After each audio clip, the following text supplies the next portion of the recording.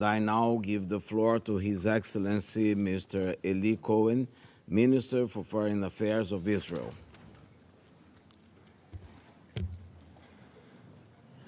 Mr. President, Minister of Foreign Affairs, members of the Security Council, as we meet here today, young babies, children are held in Gaza. This is beyond imagination, a living nightmare. Ofri, 10 years old, Avigail, 3 years old, Maya, 17 years old, Raz, 4 years old, Aviv, 2 years old, Ariel, 4 years old, Kfir, little Kfir, only 9 months, Yuval, 8 years old, Ofir, 17 years old. There are just a few of the many children and babies that have not seen evil. They have not caused evil, but they are victims of evil. These kids witness horror which cannot be described by words. Mr. Secretary General, in what world do you live? Definitely, this is not our world. Do I want to remember the creation of hell, the shouts of the raiders in joining the hunt, cries of the wounded begging for life, faces of mothers craved with pain, hiding children, dripping with fear? No, I don't want to remember. But how can I forget? Do I want to remember this world upside down? Families vanish in the midst of the day. The mass grave steaming with vapor of blood. Mothers screaming for children in vain. No, I have to remember and never let you forget. This heart-burning poem was written by Alexander Kimmel, a Holocaust survivor in 1942. 5 years later, the United Nations General Assembly voted in favor of the creation of the Jewish state, the birth of the State of Israel. 75 years ago was a clear statement: never again, never again. Saturday, October 7, will go down in history as nothing less than a brutal massacre. Saturday, October 7, is a wake-up call for the entire free world, a wake-up call against extremism and terror. On that day, over 1,500 terrorists of Hamas and Islamic Jihad infiltrated Israel from the south with a viciousness exceeded even ISIS, killing over 1,400 babies, children, women, and men, and wounded over 4,000. They went from house to house, slaughtering entire families and individuals in the beds, on the streets, on the way to the synagogue, raping women, burned them alive, dancing and chanting on people's bodies. You have not been there. You have not seen the horror or smell it. Let us pause for a moment. Think about many innocent people that just wake up in Saturday morning. So many of them are not yet brought to a final burial. And let's recite the immortal words of the Jewish prayer for the dead, the Kaddish. יתגדל ויתקדש שמי רבה. This massacre will go down in history as more brutal than ISIS. Hamas are new Nazis. Hamas are the new Nazis. Just as the civilized world united defeat the Nazis, just as the civilized world united to defeat ISIS, the civilized world has to stand united behind Israel to defeat Hamas. Let us not mistaken about Hamas' intention. I'm sure, Secretary General, you can read it. Its charter clearly calls for the destruction and elimination of the State of Israel. This will never be. Over 220 were taken hostage. Among the hostages, children who have seen their parents murdered. Holocaust survivor, elderly in need for care and medicine. We call for immediate, the Red Cross access to all the hostages and their unconditional release. Present in this room, Moran Aloni. 7 members of his family were taken hostage. Moran's sister, Sharon Aloni Konyo, and Danielle Aloni were kidnapped with Sharon's husband, David, and their 3-year-old twins, Emma and Yuli. 3-year-old twin. Right now, while we are sitting here, they are all by the Hamas. Alongside Daniel's 5-year-old daughter, Amelia. Early morning, early Saturday, on the 7th of October, Sharon wrote on her family group chat that there are Hamas terrorists in their home, and they are hiding in the safe room. A few minutes later, she wrote that the terrorists set the house on fire, since if they are not able to enter into the room and to slaughter them, they burn the houses in order they will get out. And they written that they are choking in the safe room. A few minutes later, Moran received a private message from his sister. We are dying. Help us. The family received information that Sharon, Daniel, Emma, Yuli, Emilia, David, and Ariel, David's brother, are held in captive by Hamas terrorists in Gaza. Here with us is another family, Hirsch Goldberg-Polin, a young man, age 23, one of the beautiful and innocent participants in the music festival. Hirsch is seriously injured. On his phone, the last 2 text messages he managed to send to his parents before he was kidnapped to Gaza. I love you. I'm sorry. That's what he wrote to his parents.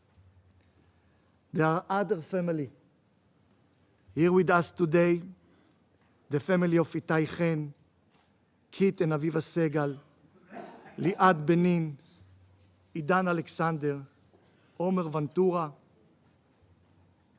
and there is so many more. Qatar, which financed and harbor of Hamas leaders, could influence and enable the immediate and unconditional release of all hostages held by the terrorists. You, members of the international community, should demand Qatar to do just that. The meeting should conclude with a clear message: bring them home. Bring them home.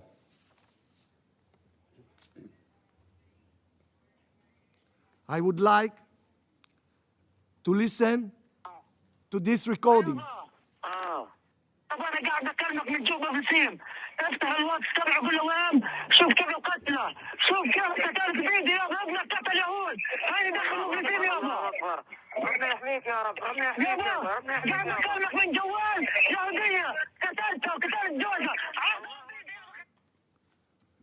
This is a terrorist of Hamas. What he said in there in Arabs, he's telling to his mother and fathers that he is proud that he has blood of 10 Jewish that he murdered. What monster they gave a birth to. Secretary General, this is the world that we live. We give Palestinian Gaza till the last millimeter. There is no dispute in regards to the land of Gaza. But they take the money they receive from the world, and instead of building hospital, office building, commercial center, they took the money to dig tunnels, to build rocket factory, not for the favor of the people. This is one example. And you see, and you can show all the movie that they film, and they're proud of this. The low-lives were not speaking on behalf of Islam, human values, or fight for freedom. They were speaking on behalf of cruelty, malice, and hate. And you should all ask yourself, ladies and gentlemen, who do we face? We, Israel, we don't only have the right to defend ourselves. We have the duty to do so. This is not a right. This is a duty. I want to speak to all of you and to tell you, the West is next. The West is next. The war which was imposed on us, there is no side. This war was imposed on us. Is not only Israel's war. It is the war of the free world. I hear the call for proportionality. I hear the calls, as said Lynn before, for a ceasefire. Tell me, what is a proportionate response for killing of babies? For rape women and burn them? For beheading of a child? How you can agree to a ceasefire with someone who swore to kill and destroy your own existence? How? The proportional response to October 7 massacre is a total destruction to the last one of the Hamas. It is not only Israel's right to destroy Hamas, it's our duty. For Israel, it's a matter of survival. The free world should remember and never forget what happened on October 7th. Today, this barbaric terror hit Israel. Tomorrow, it will be at everyone's doorstep, at everyone's doorstep. These terrorists don't have only Israel destruction in mind.